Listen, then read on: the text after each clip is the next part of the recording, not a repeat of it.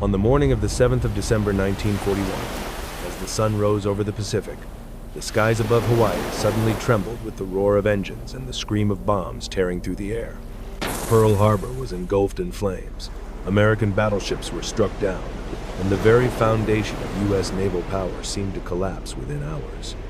It was the nation's darkest moment, an attack on home soil that forced America to confront a brutal truth. The era of big gun battleships was over, and control of the skies had become the key to survival in the Pacific War.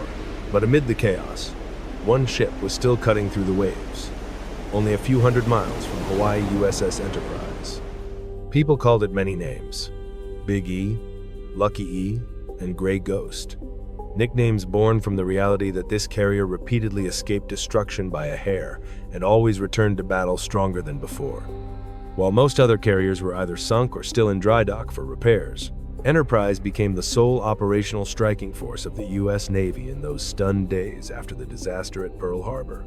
As Japan expanded its military might, Nazi Germany surged across Europe, and the threat of global war grew increasingly clear. The United States understood that it needed a new generation of aircraft carriers to project air power across the oceans. Enterprise, the second ship of the Yorktown class, was designed not as a prototype, but as a declaration. The Navy of the future would be a navy of carriers, no longer a playground for massive naval guns. Throughout the war, the ship took part in nearly every major operation, more than any other warship of World War II, and earned over 20 battle stars. Enterprise didn't just fight, it shielded others, saving thousands of American lives. 3 times the Japanese announced that the Enterprise has been sunk, and 3 times she returned to the sea. From a hull of steel, she became a symbol of endurance, resolve, and an unyielding spirit. And today, when we look back on that remarkable journey, the question is no longer what makes a ship a hero, but how did a symbol like the Big E emerge at the exact moment America needed it most? In the 1930s, the world stood on the brink of a global conflict. The United States had entered the Washington Naval Treaty of 1922, which limited aircraft carriers to just 27,000 tons each. But as the new decade unfolded, the rise of militarism in Japan and Germany cast a heavy shadow over international affairs. The U.S. Navy realized that if it continued to operate under those old restrictions, it would be unable to face the modern war that was rapidly approaching.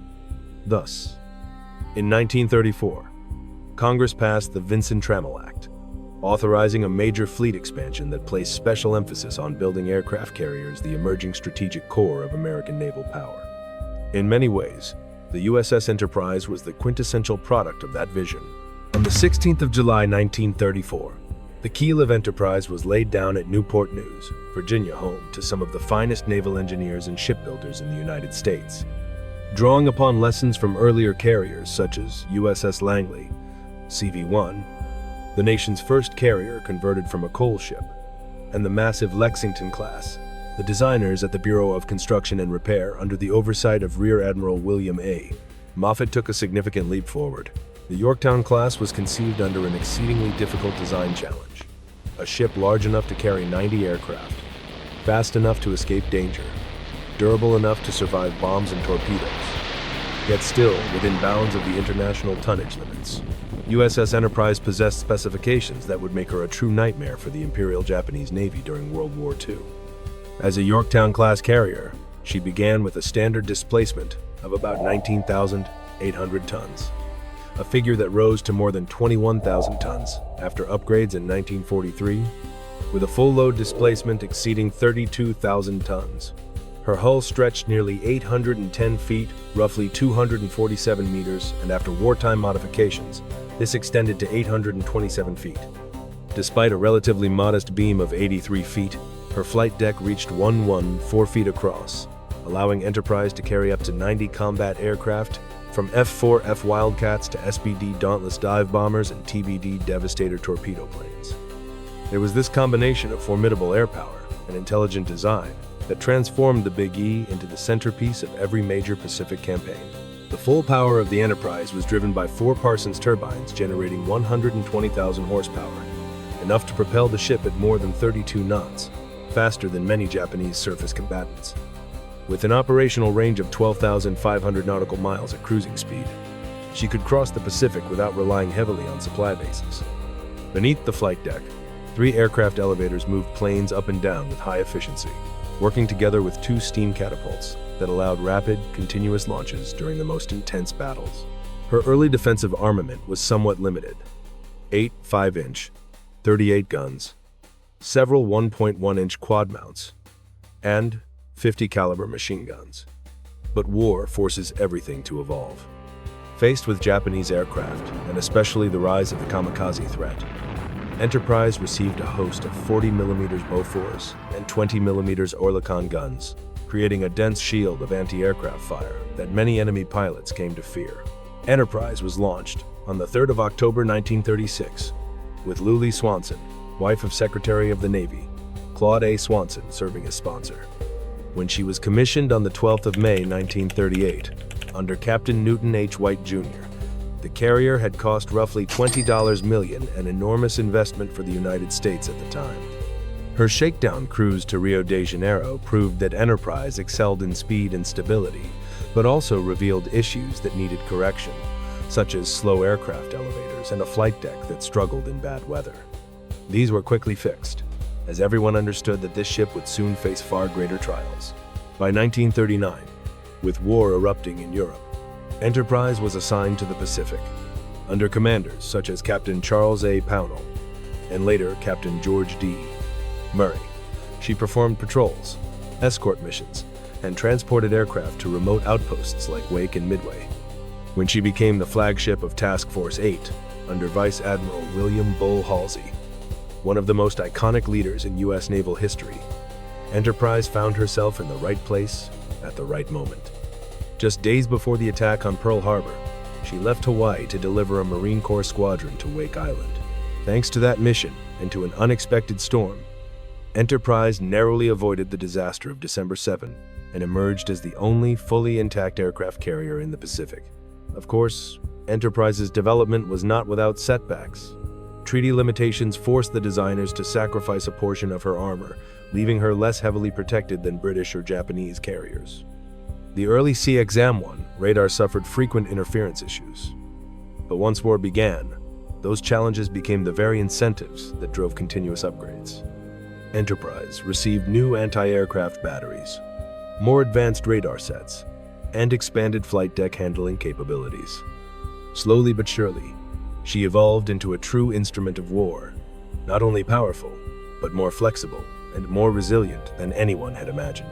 But what truly set the Big E apart was the way it bonded together an entire fleet of people behind it. From the engineers at Newport News to pilots like Edward Butch O'Hare, the first U.S. Navy aviator to shoot down 5 enemy aircraft in a single mission. And sailors like Bruno Gaido, who swung a machine gun toward a Japanese plane diving straight into the flight deck and shot it down in an instant.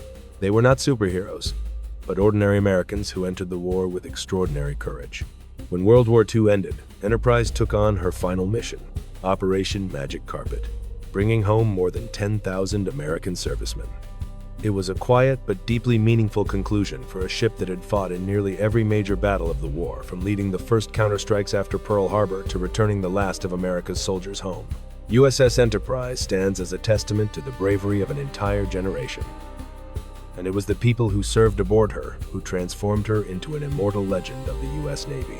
What's remarkable is that when placed beside rivals like Akagi and Kaga, the very ships Enterprise helped destroy at Midway, the Big E was not always superior in size or armor. Akagi was heavier, longer, and more heavily protected.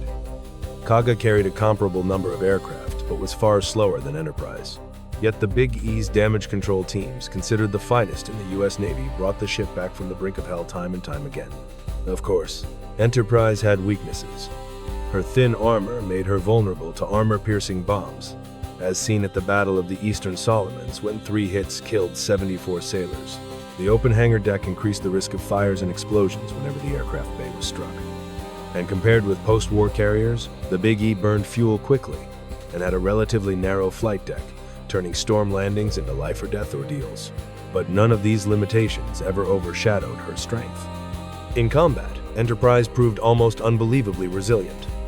She survived numerous air attacks, endured 3 separate kamikaze strikes, and still returned to battle after only days of repairs.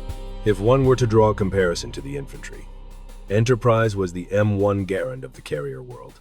Not the strongest in every individual metric, but faster, more reliable, and far more effective than the heavy Car 98 ties like Akagi or Kaga.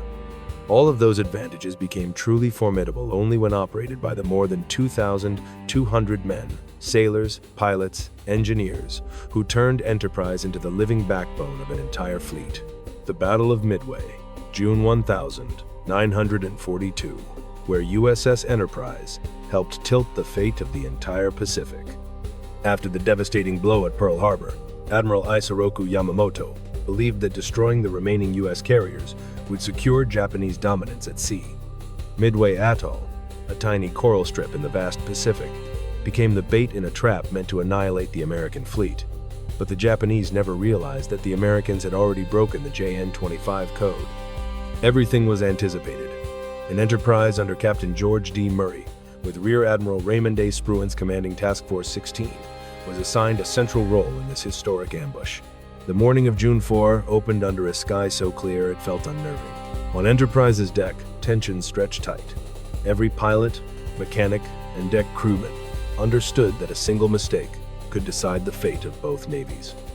At 0700, Enterprise's SBD Dauntless dive bombers, led by Wade McCluskey, took off, heading north to locate the 4 Japanese carriers, Akagi, Kaga, Soryu, and Hiryu.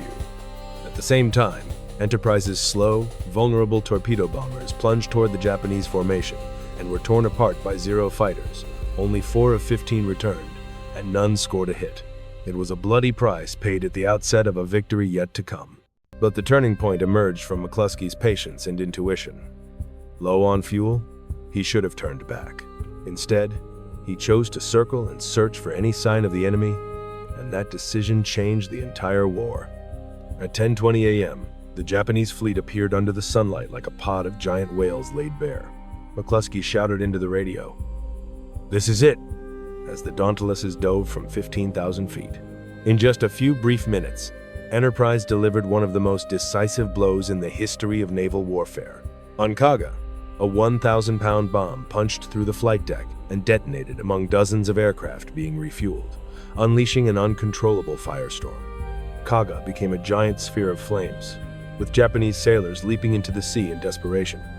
Just a few hundred meters away, Akagi Yamamoto's Pride was struck by a bomb that hit squarely in the torpedo storage area. The explosion was so violent that the hull shook as if torn in half. Within 5 minutes, 2 pillars of the Japanese carrier force had been wiped from the board. Elsewhere, Soryu was sunk by pilots from Yorktown. But the battle was far from over. Hiryu, the last remaining Japanese carrier, lashed out like a cornered beast.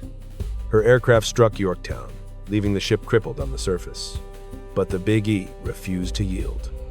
That afternoon, a mixed strike group from Enterprise launched a counterattack on Hiryu. A 1,000-pound bomb pierced the flight deck, igniting the hangar below and turning the carrier into a blazing red inferno on the sea. One of the most harrowing scenes unfolded when Torpedo Squadron 6, led by Lieutenant Commander Eugene Lindsay, plunged into the Japanese defensive screen and collided head-on with swarms of patrolling Zero fighters. Tracer rounds carved glowing streaks through the sky. The TBDs shuddered violently as their pilots struggled to maintain control in turbulent winds. One aircraft was hit, exploded, and plunged into the ink-black ocean.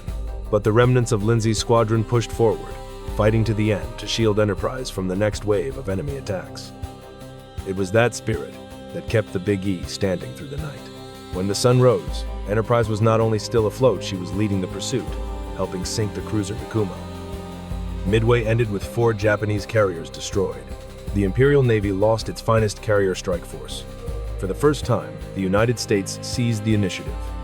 And Enterprise, despite losing 14 aircraft and several brave aviators, had helped rescue the entire Pacific War from disaster. That same spirit carried into later battles, such as the Eastern Solomons, where sailors like Jack Glass extinguished raging fires from Japanese bombs in minutes that decided life or death. Or men like Doris Miller, though serving on West Virginia, a sister ship in the same fleet whose courage proved that heroism knows no rank or color. After Midway, the Americans did not enter a breathing space. On the contrary, they plunged into an even bloodier chapter, Guadalcanal. And throughout the summer and fall of 1942, Enterprise became almost the only shield between the Marines on the island and the Japanese fleet desperately trying to regain the initiative. On the 24th of August 1942, at the Battle of the Eastern Solomons, the Big E was hit by 3 bombs. Flames erupting across the flight deck, sailors fought in suffocating heat and dense black smoke so thick that many could not see their own hands. A young mechanic, Jack Glassman Glass, later recalled, "I couldn't tell where the fire ended, where the steel began, or where the screams were coming from. And yet, within just a few hours, Enterprise was restored to fighting condition. A feat even the Japanese found difficult to believe. But the greatest trial had yet to come. The Battle of the Santa Cruz Islands in October 1942 pushed the Big E to the edge. Hornet, her sister carrier, was sunk after a series of brutal attacks. Enterprise, now alone against the entire Japanese carrier force, suffered bomb strikes that tore open her flight deck, while enduring wave after wave of relentless air assaults. American pilots launched from a deck that was tilted, punctured, and still on fire. They knew there might be no place left to land when they returned. After Hornet sank, Enterprise became the only operational American carrier in the South Pacific. For weeks, she served as a mobile airbase, a hospital, and the lone shield protecting Guadalcanal. Each safe landing, each successful sortie, each fire extinguished, these were the quiet feats that kept the entire front from collapsing. Clearly, Enterprise did not always wear the aura of invincibility. One of her greatest weaknesses lay within her armor. To comply with naval treaties and keep displacement within limits, the hull was protected by armor only 2.5 to 4 inches thick, significantly thinner than many contemporary Japanese carriers, which willingly sacrificed weight for greater protection. The cost of that compromise became evident very early. At Eastern Solomons, 3 Japanese bombs punched through the flight deck, obliterating the structure above, killing 74 men and wounding 95 more. Fires raged violently, threatening to ignite fuel stores and bomb magazines. One mistake and Enterprise could have exploded in the heart of the battle. Only the extraordinary skill and calm of the damage control crews, aided by repair specialists such as the team from USS Vestal, pulled the ship back from the brink. Even then, it was clear. The Big E was powerful, but not untouchable. During the Okinawa campaign, the Big E absorbed blow after devastating blow. On the 11th of April 1945, a kamikaze struck her, forcing the ship to withdraw to Ulithi for repairs. But the real tragedy came on May 14, when Lieutenant Shunsuke Tomiyasu dove his bomb-laden Zeros straight into the forward elevator. The explosion blasted the entire elevator into the air, killing 14 men and injuring dozens more. This time, Enterprise was damaged so severely that she had to leave the battlefield for a major overhaul, marking the first time in the entire war that the Big E was forced to withdraw because her hull had finally reached its limit. Yet even if she could withstand bombs and fire, Enterprise could not defeat the one enemy every weapon eventually faces: time. After the war, the world entered an entirely new era. Jet aircraft arrived with higher landing speeds, demanding longer, wider, and stronger flight decks. Catapult systems, deck structures, fuel storage, hangar layout, everything that had been an advantage for Enterprise in the 1930 and 1940 was now a barrier. To convert CV-6 into a carrier fit for the jet age would require almost rebuilding her from scratch. Meanwhile, the newer Essex class, larger, easier to upgrade, and later the Midway class, followed by the emergence of nuclear carriers, made the old veteran obsolete. In the cold arithmetic of the defense budget, a ship worn down by hundreds of battles, built to pre-war design standards, simply could not compete with hulls created to carry jets, advanced radar, and guided weapons. In 1947, Enterprise was officially decommissioned. It was not a decision made without emotion. Many proposals, petitions, and open letters sought to preserve the Big E as a floating museum, a living symbol of an entire generation. But the cost of conversion, maintenance, and upkeep for a ship of her size in peacetime was overwhelming. As America shifted toward new priorities, missiles, Nuclear weapons, radar, modern carriers, the fate of Enterprise drifted toward a dead end. Finally, in 1958, the ship that had once been the nightmare of the Imperial Japanese Navy was sold for scrap. A simple, even harsh ending for a legend that once carried the weight of the Pacific War on her deck. Yet it is precisely this bittersweet end that makes Enterprise's story resonate even more deeply. War never stands still. It constantly demands innovation, and the ships and people who were the spearhead one day can become the past only a few years later. And because of that, the legacy of USS Enterprise CV-6 does not lie in how long she remained afloat, but in what she accomplished during her brief but extraordinary life. With 20 battle stars, the Presidential Unit Citation, and an astonishing record 71 enemy ships sunk, 911 aircraft destroyed, and countless lives saved, Enterprise became the benchmark for what a fighting carrier meant for generations after. Admiral Halsey once said, "There's no ship like the Enterprise, and history has yet to find a way to dispute that." Today, the name Enterprise lives on in USS Enterprise CVN-65, America's first nuclear-powered carrier, and in the upcoming CVN-80. But more than steel and hull numbers, it lives on in the memory of the American people, in the pages of the Pacific War, as a symbol of resilience, adaptability, and the ability to rise from the very edge of defeat.